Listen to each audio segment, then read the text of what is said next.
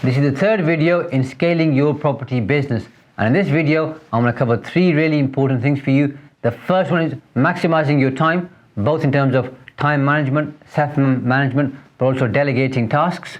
The second one is networking, so having a good network around you and having a power team and the importance of that.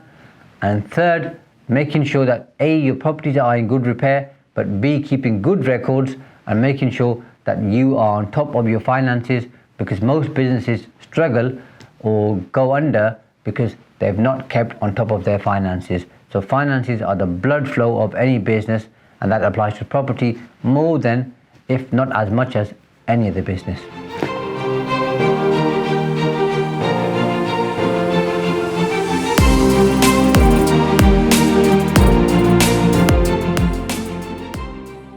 As a business owner, one of the big challenges you're going to have, and we all have, by the way, so do I, is maximizing your time and managing your time. And self-management of time is incredibly important. And this is even difficult when you're starting off, because you're enthusiastic, you want to try and do everything you can because you don't have the cash or the funds available. So you kind of become all things to all people and a jack of all trades.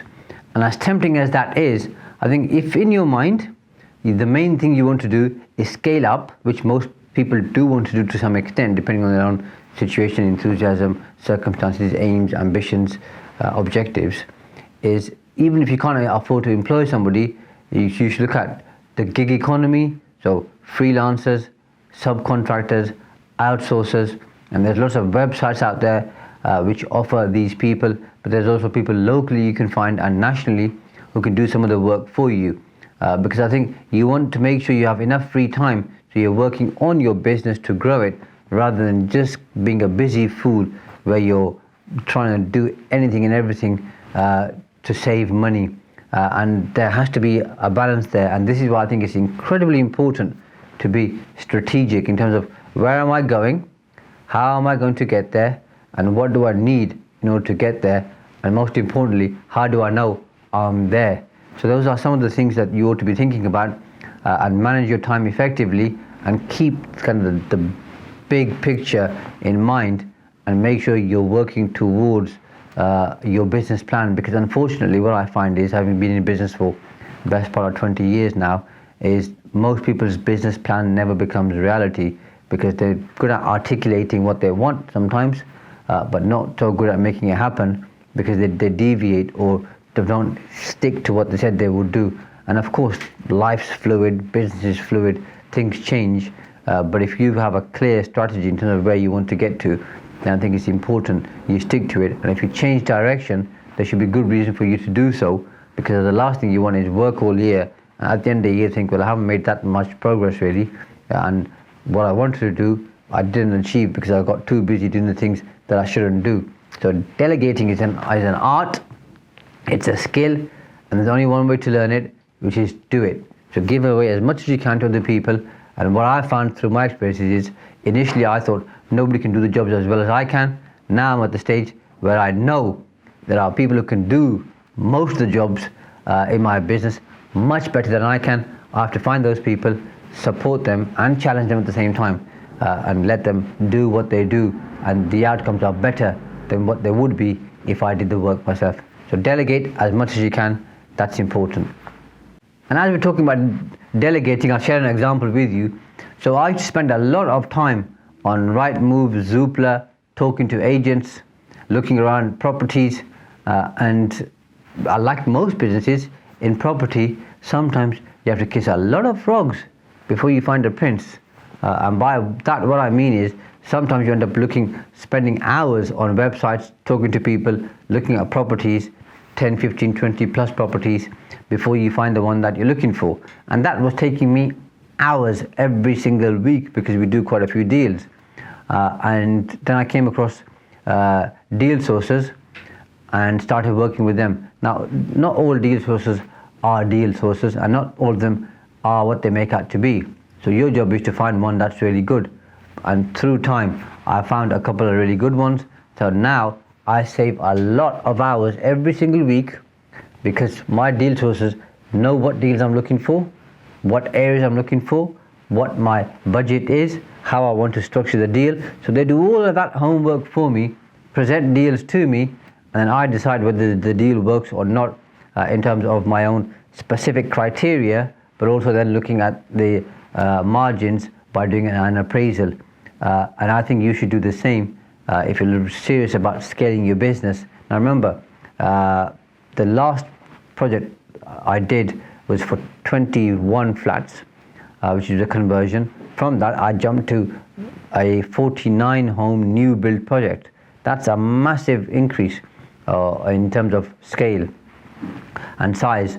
And the way I did that was I was able to delegate tasks. I was able to build a team around me of people who I knew could do 49 houses or build 49 houses, because I'd never done that before. And now we're making that happen. That's all happened through delegation or delegating work, and also having a strategic view in terms of what we're looking to achieve. Next, it's important to have your network around you. And as my friend Rob Moore says from Progressive Property, your network is your net worth. And he's absolutely right, by the way. So you've got to go out there and you've got to talk to people. Now, I know for some people, networking isn't exactly their most favorite task, and it's daunting for them, and they might be introverts, or they might be a little bit shy. But I think once you go out there and start talking to people, most of us kind of are okay at it. And I have no desire, by the way, to becoming the world's most, best networker. I'm all right. I kind of manage. Once I'm there, I don't look forward to going to networking events, but once I'm there, I'll mingle in and talk to people. And inevitably, as you've been in any industry for a while, there'll be 2, 4, 6, 8 people who end up knowing you. So that starts the conversation, and then you start obviously meeting other people. On that note, by the way, if you go to a networking event, you're there to meet new people and catch up with old friends and associates. So don't spend all your time talking to 1 or 2 people who you already know, because that's not the objective. Force yourself to meet at least 1 or 2 new people and get to know what they're doing. They'll get to know you and start building up your contacts. Because I can tell you, most of the challenges that I've had, most of the issues that I've had, most of the growth that I've had has come through my network.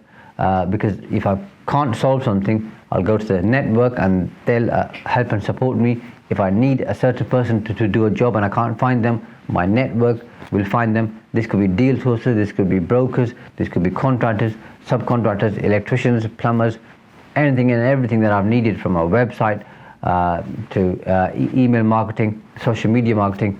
My network has been able to recommend people to me, so I've had to spend less time trying to find people, and because they come recommended, they end up being really good people because they've done work for people who I know, like, and trust. So spend time networking and make that an important task. After a while, obviously, you'll establish a reasonably decent network, so you'll have to spend less time on it. But at the start, spend a lot of time on it, because the more that you get to know people, the more that you get to know the industry, the better you'll become in terms of achieving outcomes and objectives, because you'll have good people around you. Alongside your network, of course, you need to have a good power team. So this is your accountant, your solicitor, estate agent, bank manager, contractor, subcontractors, anybody and everybody who you need around you to help, assist and support you, planning consultant, architect. These are really important people, and they are going to support you through your projects. And the kind of power team you need depends on what you're looking to do. So because we're building new homes, I need a construction director, I need a site manager, I need a deputy site manager. These are really important people, and a project manager.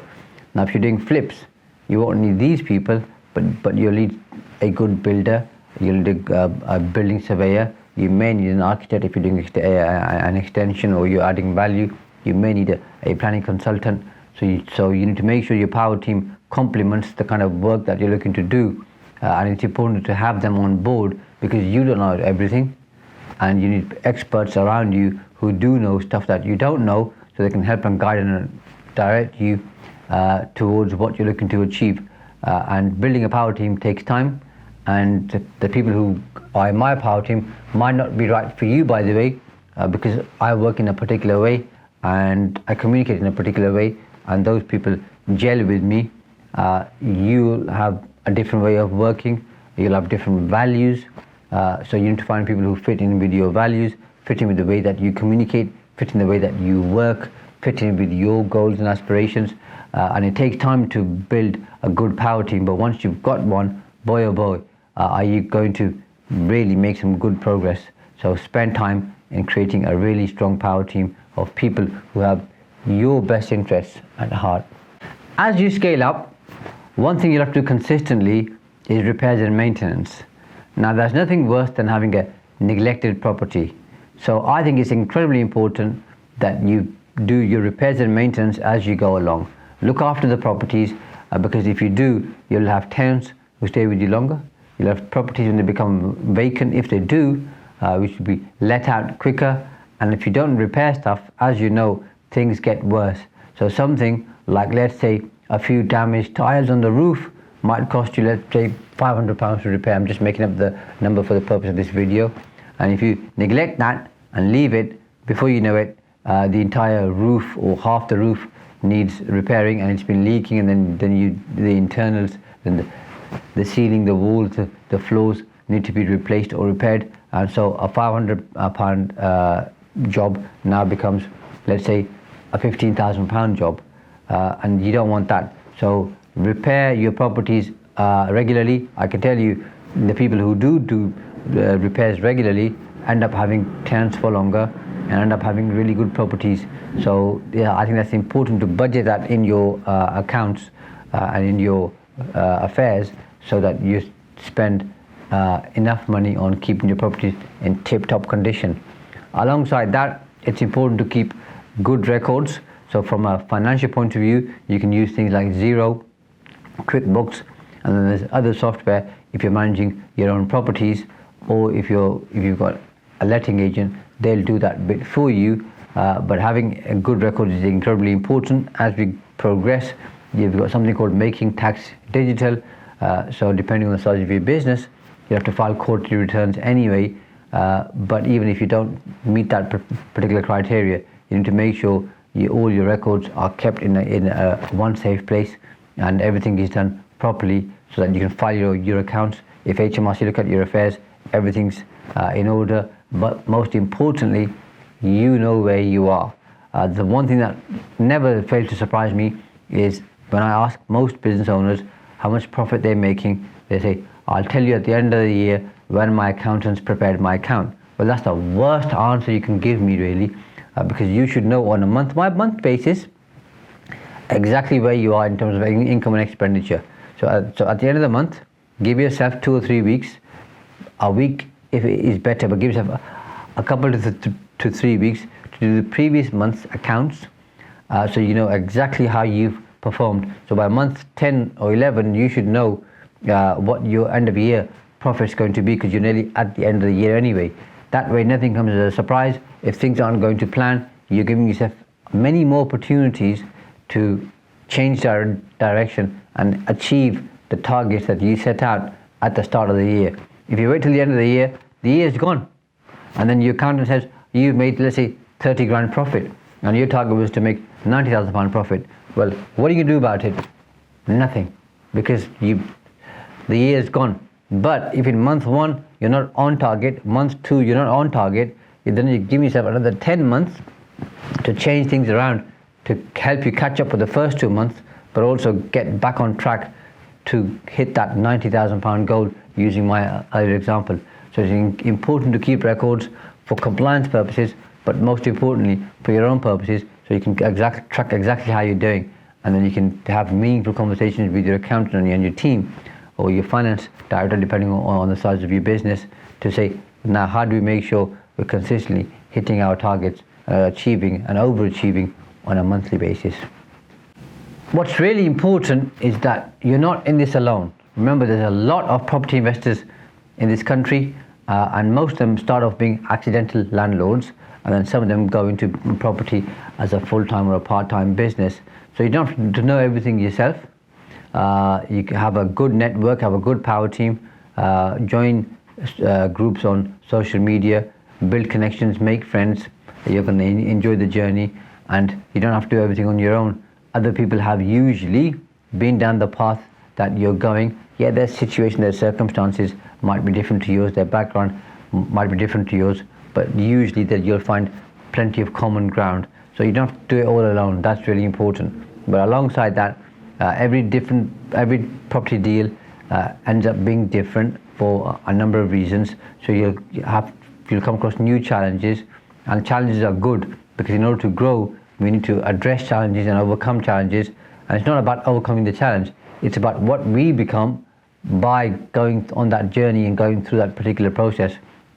And then you'll get to a stage at the end of having done 3, 4, 5, 6 projects where you've got good people around you, you've got more confidence, you understand property better, and you'll be able to then have the confidence to really scale up your business hugely. Now, I've met some people who started 10 years ago with no property and started with HMOs or rent to rent. Today, they've got portfolios of 100 plus. I met a guy a couple of days ago, and I'll be interviewing him in due course. And you'll see the interview. He's building 3,000 units every single year. That's a huge amount of property. Most of them, by the way, what's interesting is he keeps them. He doesn't sell many of them. He sells a handful, but not that many. And he started in 2006. And now it's 2021. So he started 15 years ago, and he's building a huge amount of property, and he's pretty young and enthusiastic. So I took a lot of inspiration from that, and that's why I'm going to interview him. But whether you want to build 3,000 units a year, or build 1 unit a year, or build nothing and just refurbish, or just have buy-to-lets, be clear on your strategy, and then rely on other people around you to help you grow and succeed.